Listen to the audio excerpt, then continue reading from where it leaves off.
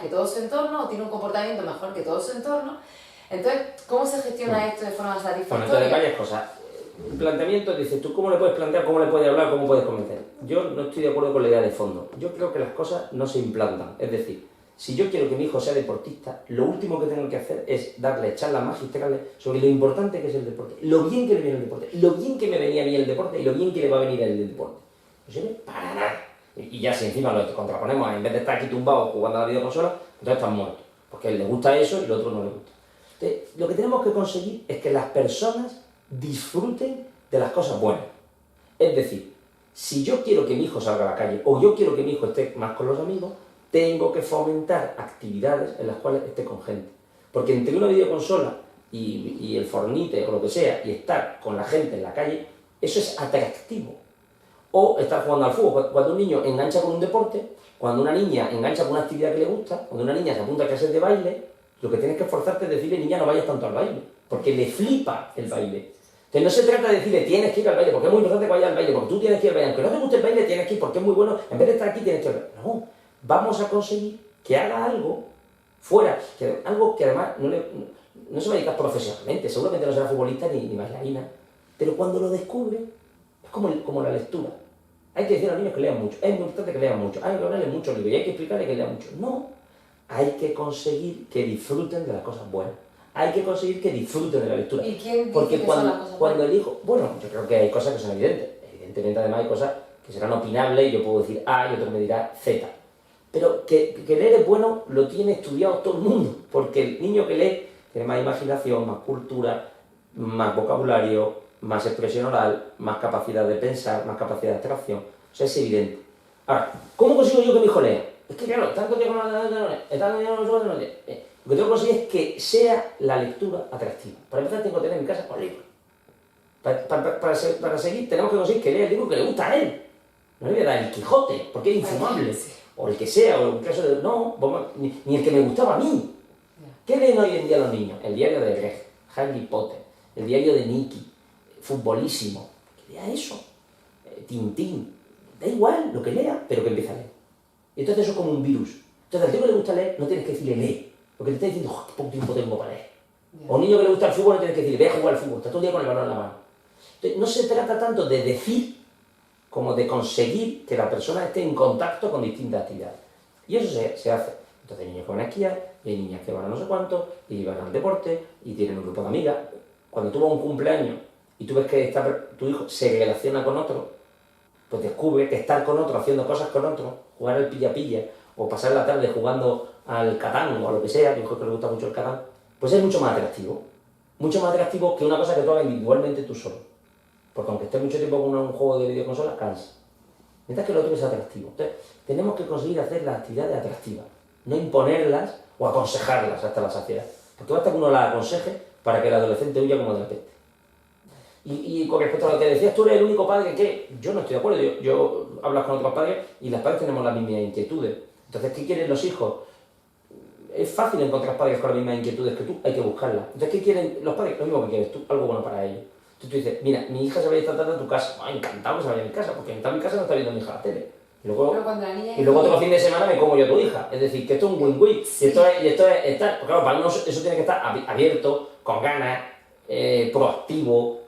Y entonces yo veo muchísimos padres que están muy interesados en que sus hijos y sus hijas hagan actividades y no es complicado, ¿no? Pero repito, por eso tiene que haber un trabajo previo y tenemos que conseguir hacer atractivo las cosas buenas. Vale.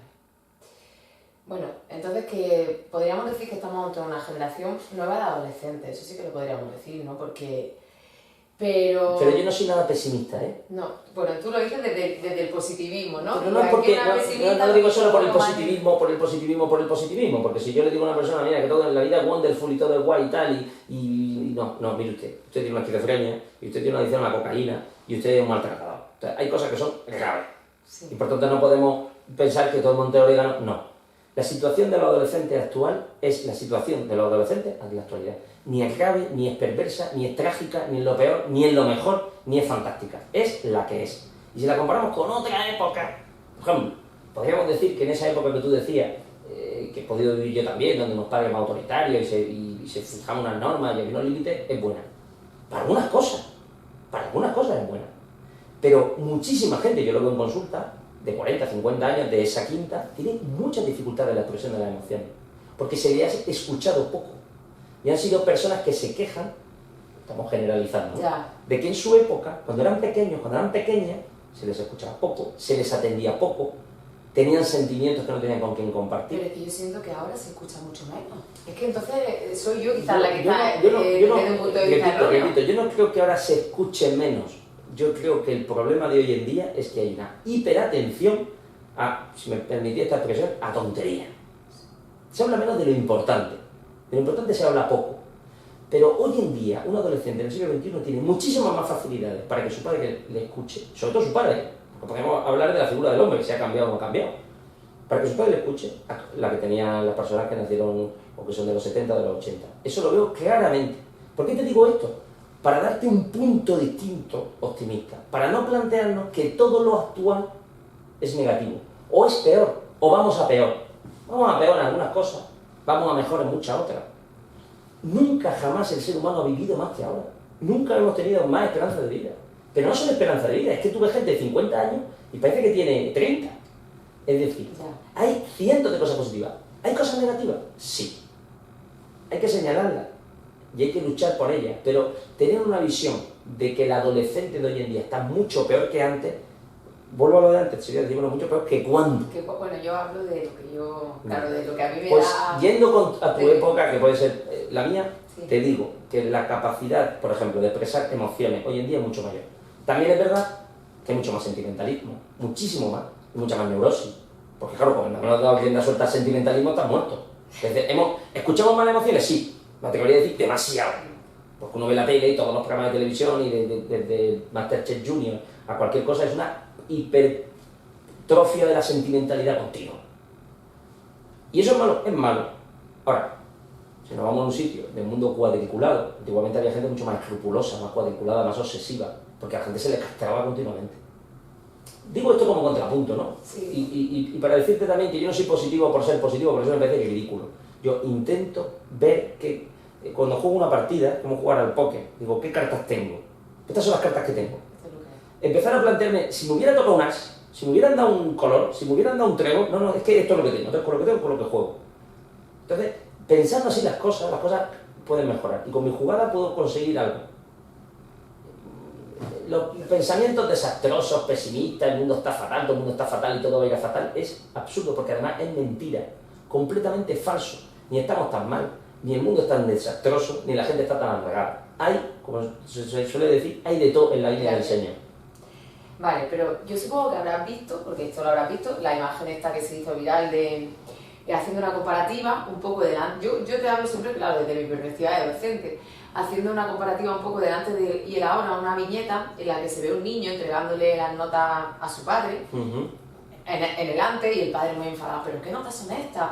Y ahora se ve, sin embargo, al padre yendo a entregarle las notas al profesor y regañándole al profesor en plan, ¿pero qué notas son estas?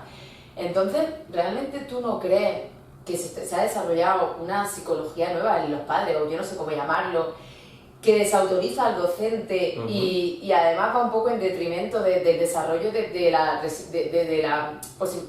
resiliencia del hijo y Estoy totalmente de acuerdo contigo y del sacrificio? Y diríamos que es uno de los problemas de hoy en día. Ese es uno de los problemas de hoy en día, pero claro, ese es uno de los problemas. Repito, hay otras cosas que no son problemáticas, pero esa sí es problemática.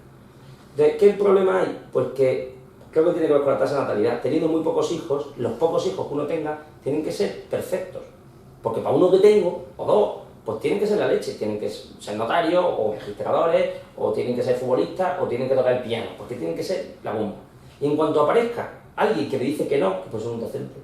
Porque claro, el gran problema de esta historia es, ¿las personas estamos capacitadas para hacerlo todo? Yo leí una frase de San Buenaventura, no todos pueden hacerlo todo.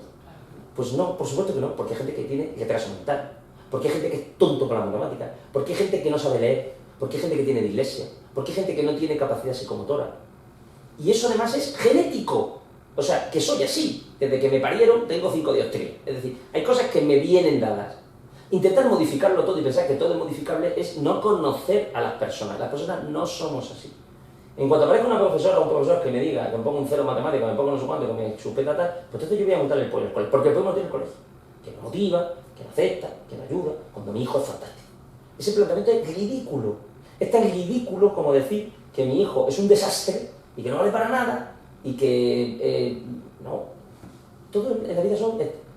La pregunta es, ¿para qué sirve mi hijo? ¿Qué capacidades tiene? ¿Qué virtudes tiene? ¿Qué defectos tiene? ¿Qué hace bien? ¿Qué hace mal? Entonces aceptaré las críticas del colegio y los suspensos y las malas notas como una oportunidad para que mi hijo mejore en unas determinadas cosas.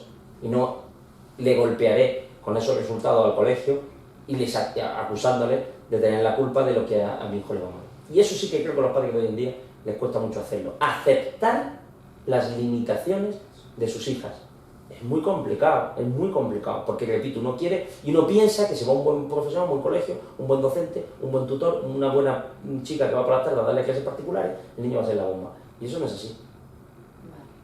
Quizá lo más difícil es aceptar qué cosas mi hijo va a hacer mejor y para qué sirve. Eso se llama orientación. Antiguamente había una cosa más, el COU, era curso de orientación universitaria. Entonces, se orienta, y tú con el perfil que tienes no te metas en letras.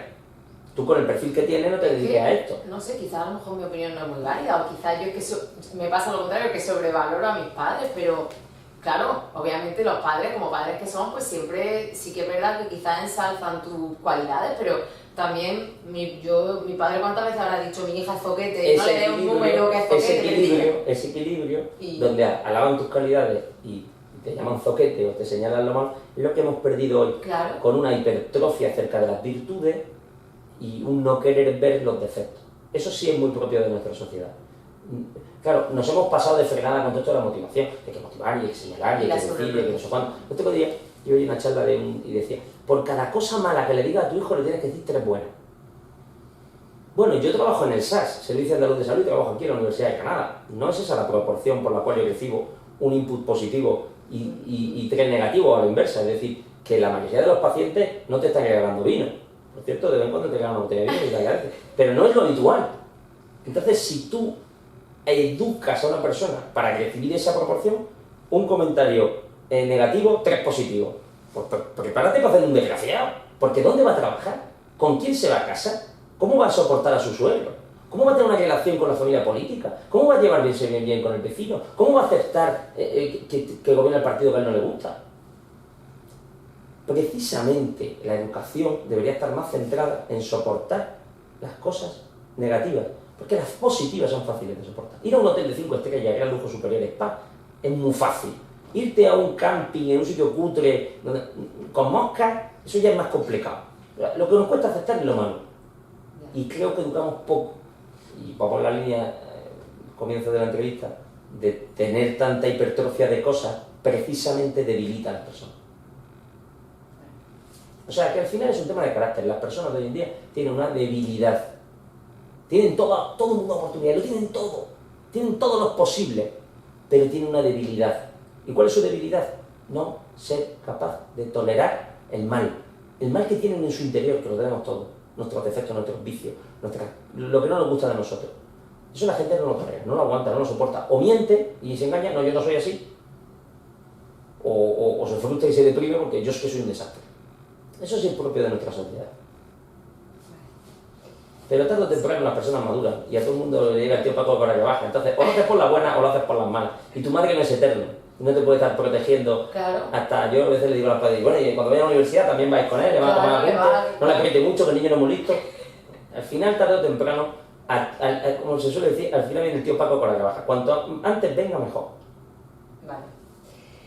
En tu conferencia esto también de educar con humor, por un ejemplo muy visual, que a mí la verdad que me gustó bastante, ese de las 2 señales de tráfico indicando me parece que era Almuñécar y Barcelona, y es como, a ver, ¿qué pinta aquí Almuñécar y Barcelona? Porque esto aquí es un poco lioso. Y entonces tú hablas de la necesidad de educar a hijos sencillos, y yo sinceramente no entiendo muy bien, porque lo primero, ¿qué es para ti un hijo sencillo? Y lo segundo, ¿cómo se puede educar a hijos sencillos en una sociedad tan compleja?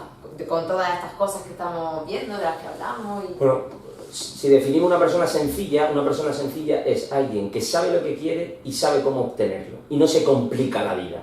Hay gente que es muy complicada. Podríamos llamarlo tortuosamente complicado. Y ante esa complejidad y esa tortuosidad, todo es un desastre. Entonces tú dices, por ejemplo, yo quería, pues yo qué sé, ¿no? Me gustaría viajar al extranjero, me gustaría coger una beca e irme 6 meses a Nueva York, por ejemplo, porque así voy a mejorar mi formación. Nueva York, pues no, joder, es muy caro, me tienes que ir a embajada, tienes que hacer visados, es muy complicado que te den. Bueno, es muy caro, te pueden buscarme un piso, yo sabes que hay mucha violencia, está lleno de gente, inmigrantes, te pueden coger, te pueden hacer cualquier cosa mala, los americanos, tú sabes, los americanos son unos racistas, además hay un país que está fatal, y además no sé cuánto, además Donald Trump, te van a tomar por un gitano. Y dices, bueno, pues tío, pues no vayas. Eso es una persona complicada. ¿Qué es una persona sencilla? Una yo persona... creo que es pesimista, ¿no? No se bueno, puede no es que sea pesimista, sino que sí, claro, el complicado es pesimista porque piensa que todo va a salir mal. Vale. Entonces, ¿qué hace el sencillo? Cuando digo sencillo, oye, pues, vamos, para empezar, ¿cuándo puedo ir? No, tal fecha, ¿me viene? Vale, ¿cuánto vale? ¿Tanto? ¿Tengo dinero? No, vale, pues entonces voy, pues entonces llamo. ¿Cómo lo de la embajada? No sé, me enteras por internet, muy fácil, te enteras, ¿cumplo lo que quise? No lo cumplo. Una persona pragmática. El complicado se muere antes de empezar a, antes de comenzar a, ya está muerto. Eso es propio de la sociedad. Por tanto, se aplica a todo. Cásate. ¿Casarme con quién? ¿De qué manera? Pero esa persona no la conoce, no la puedes conocer de verdad. Y si es la persona adecuada, y si no es la persona adecuada, y si me engaña, y si me miente, y si no es fiel, y si no somos compatibles, y si no tenemos un carácter compatible, y si a ella no le gustan las cosas que me gustan a mí, y si esa persona no me hace feliz, y si esa persona no se queda de mis chistes, y si no soporto a la madre, porque hay gente que está muy apegada a su madre. Entonces, pues no te cases, te soltero toda la vida, que es lo mejor que puedes hacer. Entonces, todo es complicado. En un mundo donde todo es complicado. ¿Y de dónde nos viene eso? De padres complicados. Entonces, hay padres que complican el cerebro de su hijo. No te fíes de nadie, ten cuidado, te pueden engañar, no te fíes, las cosas son difíciles, al final no merece la pena, si te vas a otra ciudad, entonces te pierdo como hijo. Claro, ya le estás generando todo tipo de trabas mentales. Mientras que un buen padre te dice, ve, en Andalucía diríamos que un niño espabilado. ¿Quién es el espabilado? Lleva la fotocopia del DNI, paga 5 euros, lleva, se entera, este es el coge el metro, va para allá, esto va para acá, tiene orientación, no te suba. O sea, se soluciona los problemas. Se enfrenta al problema y lo soluciona. O no lo soluciona todo. Esto, mira, esto lo intenté, al final Nueva York no fui, porque era muy caro y no me salió bien, ¿vale? Pero no vivo angustiado porque cualquier cosa me va a salir mal o porque cualquier cosa que yo me proponga va a tener unas complicaciones que antes de empezar a hacerla ya me genera una angustia tremenda. Eso sí que es propio de nuestra sociedad. Tú le dices a una persona, haz este proyecto, mira qué proyecto tengo, y dices, eso no sé hacerlo. Es evidente que no sabe hacerlo, ¿qué más da? Puedes intentarlo. Sí. Habla en público, es que ni hablar en público. En inglés, inglés fatal, inglés es un desastre. ¿Cómo es posible que las personas sean tan débiles de carácter? Si precisamente poder sacarle a una persona su máximo beneficio es enfrentándolo al Estamos quizás poco predispuestos a salir de nuestra zona de confort o... Sí, es una manera de decirlo, ¿no? La gente va a lo fácil y a lo seguro, pero vuelvo a lo de antes. La única manera que uno tiene de solucionar algo, o de enfrentarse a algo, o de conseguir que te den un premio, donde decía lo de los... es, fíjate, la mejor manera de conseguir un premio, lo más sencillo para que te den un premio, lo más fácil para que te den un premio, ¿sabes qué es? Optar a él. No solo optar, presentarse. Me acuerdo de uno de los premios que has dicho, que fue una cosa de sociedad española, era un trabajo de investigación. Y entonces les dije al tribunal, bueno, ¿y por qué os ha gustado? Dice, mira, te lo vamos a decir, te has presentado tú solo. Bueno, ahora te están quitando y este tipo de cosas, no, y este tipo de cosas, que seguro que no y este tipo de cosas, evidentemente, y otras cosas no, pero lo que te quiero decir es que hay muchas cosas, hay muchas becas que se quedan sin dar, hay mucho dinero que no se reparte porque uno no está ahí, hay muchos proyectos que no se llevan a cabo porque nadie se lo ha pensado. Las cosas son más fáciles, más sencillas de lo que parece, pero tienes que hacerlo, tienes que hacerlo. Yo le digo a todos los residentes, manda esto, escriba esto, tal. Antes de empezar yo me ponen la pega. Eso en inglés, no ya sabe hacerlo, seguro que no coge. Seguro que hay gente mejor que yo. Pero vuelvo a lo de antes, como todo en la vida. Esa chica me gusta. Sí, esa chica se va a fijar en mí. Se va a fijar en mí, pues ya que tengo aquí. Bueno, pues no sé, pues, si antes de jugar el partido ya sales derrotado, pues te la has llamado. Pero la has intentado.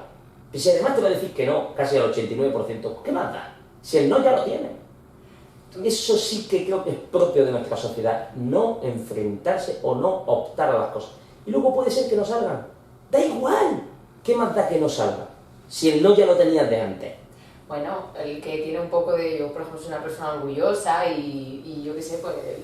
a nadie le gusta el fracaso. No te conozco lo suficiente, te conozco poco, pero yo te diría que si yo intentara echarte una mano, que eso al final va a ser para ti un hándicap. Ya, Bueno, ahora te preguntaré una cosa de ahí. Totalmente de acuerdo, pero yo creo que eso, o sea, eso es algo que con lo que se nace, ¿no? Las cosas, es decir, yo creo que hay una Y en ciertas ocasiones, perdóname, he de decirte que mi orgullo me ha ayudado a sobrellevar muchas situaciones. En algunas yo reconozco que así, tú piensas a grandes rasgos en la palabra orgullo y claro, lo ves como algo negativo, pero yo he de decir que en ciertas ocasiones mi orgullo yo creo que me ha ayudado a sobrellevar ciertas situaciones y además llevarlas de una manera digna. Que yo creo que a gente, a lo mejor a mí me sobra y hay otra gente que le falta. Yo no creo que haya ningún rasgo de personalidad que sea negativo. ¿No? Por ejemplo, diremos, la desconfianza.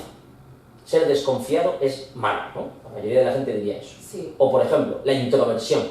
Ser introvertido es malo. Ah, pues yo sí podría todo, entonces no lo entiendo, pero yo sí lo estamos sabía. generalizando, ¿no? Pero si habláramos socialmente diríamos que la desconfianza y la introversión son dos cosas negativas. Vámonos a la desconfianza.